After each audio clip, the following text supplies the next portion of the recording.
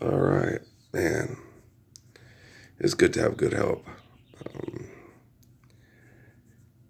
I'm certain because they told me this in Sierra Vista, and I don't think they made that up. I think they do plug people into computers. They said the Koreans and the Japanese, Chinese were the ones that started it, and then you know how they are. They all got to keep up with the Joneses, and they look for their best options to plug in. See, um, by the time the Americans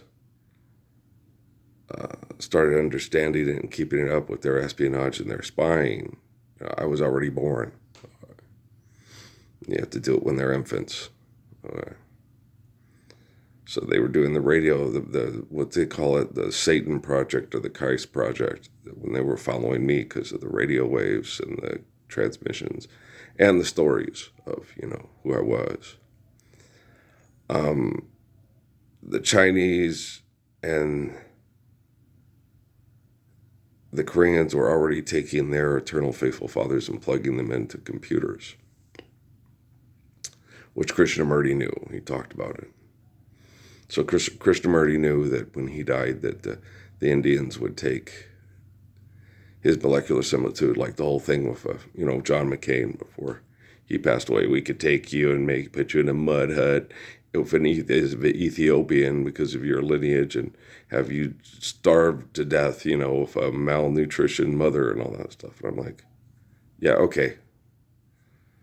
You sit here and rape little Mexican girls to death that pray to me to save them, and you poison me with alcohol and drugs at the soup kitchen, and then you're sitting there trying to go, we could have you die as an infant from malnutrition. It's like, wow, John McCain, that never occurred to me. Go drop some napalm on some Vietnamese kids and bomb Iran while you're at it.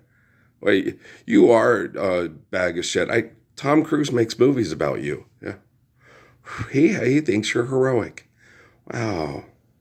That Tom Cruise got to go down in history as one of the sexiest, most beautiful child protecting men in the history of the world. Ethan, every soul in the world depends on you saving him from murder with murder. Wait, what? He's dumb as fuck. His science is a little askew. Okay? So don't forgive him. Just go, that is a fucking crazy bag of shit. Yeah. Oh, John McCain, not everybody's completely worthless. They can always serve as a bad example, right? Elon Musk, Don Juan Trump, that whole list they showed me in that letter I opened up, I knew it because I could feel Carter. He did not like me because we did not like him. We made fun of his cheesy campaign smile and what a liar he was. And I agreed with my parents. I was 10. And he did not like me.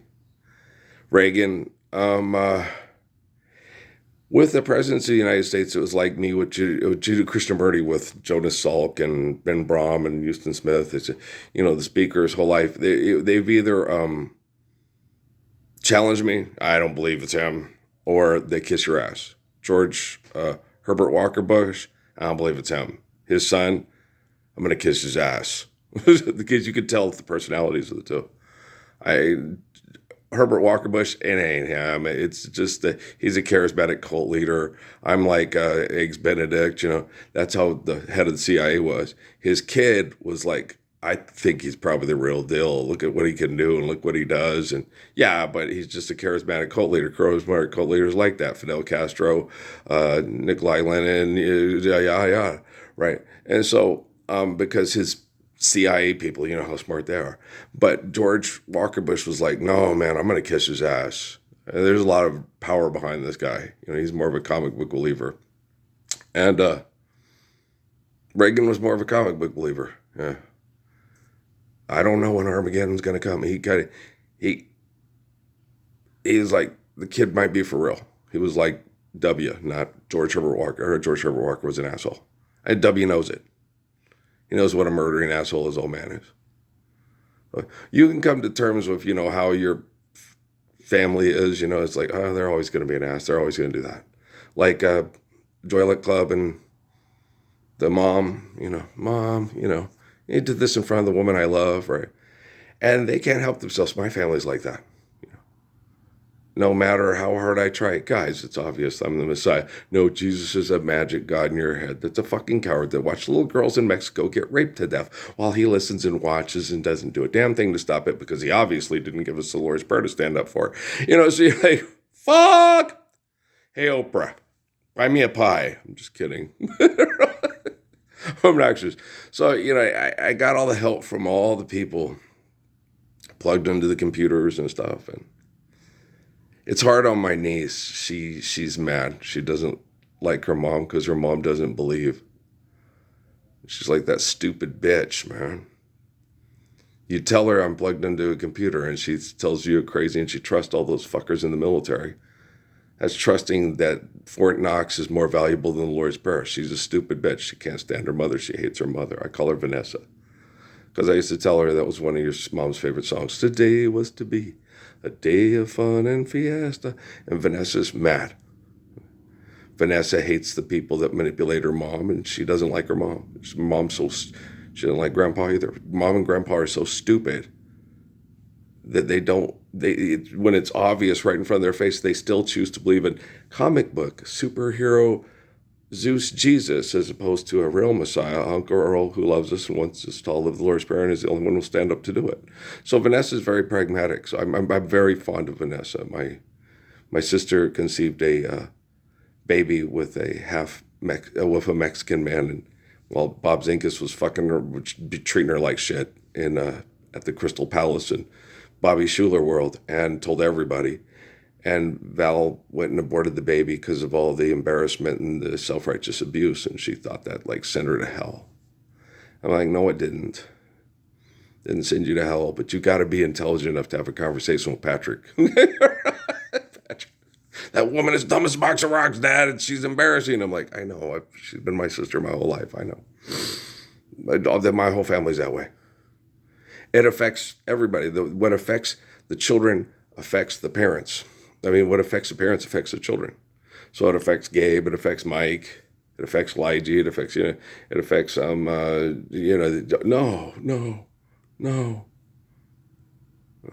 I killed Mufasa. So yeah, it affects them. So everything that happens affects them. And last night when I was soaking in the tub, all this, and like Gordon B. Hinckley and Barack Obama, to protect my children from sexual abuse. You sat and watched Amy and Natalie get sexually groomed and abused by the people at Fort Huachuca, and they laughed about it, right? You sat and watched and knew it was happening. They showed you the videotape, and you didn't do anything to stop it.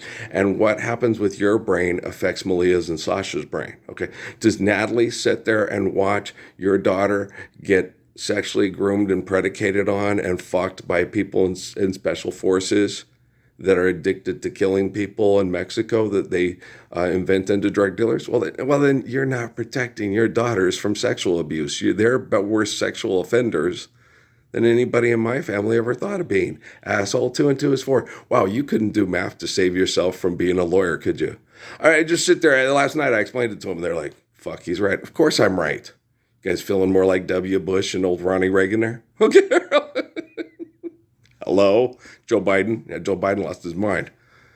This guy's he's the real deal. I think it's, when you get right down to it, he's proven that the Messiah is a perfect man like Job and Jonah. Yeah, I know. Joe Biden lost his mind. Francis lost his mind too. Leo, I don't think he has a mind. They elected him because this guy's dumb enough to do it. Yeah, okay. Well, let's throw him in the hell. Let's throw him in with John Juan Trump and Elon Musk. Okay. And they're literally with Halliburton trying to kill me.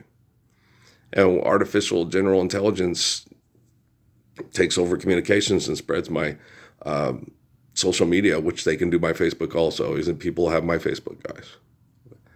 There are a lot of people that have my Facebook. Every video on Facebook.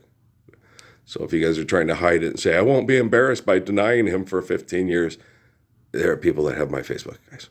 Trust me, there are lots of people that have my Facebook videos. All of them. Okay. Lots of people have them. Okay. They were on social media for 15 or 13 years, guys. Tons of people have all those videos.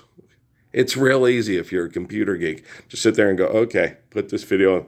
Okay, it's a file. This is Edgar Casey files. Yeah, no, derf. It's like Facebook did that because Facebook's stupid. They're like little kids that, no, daddy, no. It's like, no, I'm not going to go do that with the neighbors.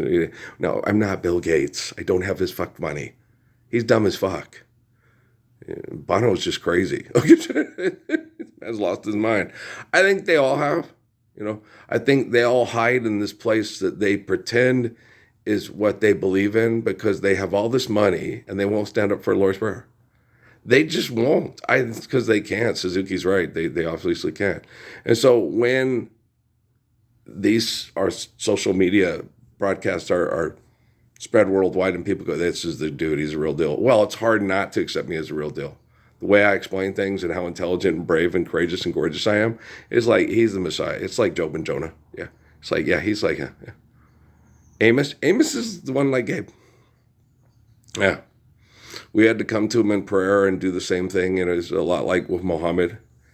And because my nephew Isaac is the one in spirit like Abraham and Muhammad. He's different than David and Daniel and Joseph. None of us want to do it. Not one of us want to be the Messiah, period. That's why we are. All the guys, I want to do it. It's like, you can't handle it. Why? Because it's all about you. All of us that have faith in God realize, people should be able to understand this and do it for themselves. Thanks, Zora Neale Hurston. No, I'm just being silly. Oh, yeah, I like her a lot. Yeah, she's really cool. She's a good prayer connection. Billie Holiday's hard because she's really been abused and it's sad. Harriet Tubman, excellent prayer connection. Zora Neale Hurston is an excellent prayer connection. She is a wonderful woman. I remember thinking that, God, if she'd been alive when I've been alive. I just love her. And Zora Neale Hurston is one of my favorite. And Harriet Tubman. Those are two of my those are two women that, yeah. I'm also really particularly fond of Dorothy Dandridge. Yeah, because she believed in Little Earl. And yeah, she's pretty. Very emotional. Very, Marilyn Monroe-y. But, yeah. Strong and gets really mad when they did that, which I can understand because I understand emotional women when people diss them and abuse them and treat them like shit because so I understand women like that. I'm like, okay, I get you, baby. It's cool. I'm your buddy. Yeah, I had a big crush on Dorothy. Yeah, So there's quite a few historical women that Lola Falana, Charles, yes, big crush on her too. So there's a lot of women that prayed to Spirit of Jesus that. When Earl was young, growing up, had a crush on because they were very strong women and didn't like putting up with all the bullshit. So, yeah, Charles was one and Lola Falana. Yeah, very pretty. Yeah, okay, guys, I'm going to go. All you hanging in there, people, your choice is probably either going to be you're going to live the Lord's Prayer or you're going to commit suicide. All you people that are Lord's Prayers, this technology is getting better. So just keep it up. Lord's Prayer. Ole, you wake up Lord's Prayer, you drink Lord's Prayer, you eat Lord's Prayer, you sleep Lord's Prayer. Just keep it up. Lord's Prayer. Perfect. You're helping and you are beautiful and I adore you. Thank you. The other ones, I love them. They're just no fun to listen to or look at or, you know what I'm saying? People that are selfish just suck, right? We know that. Okay. Lord's Prayer. Okay.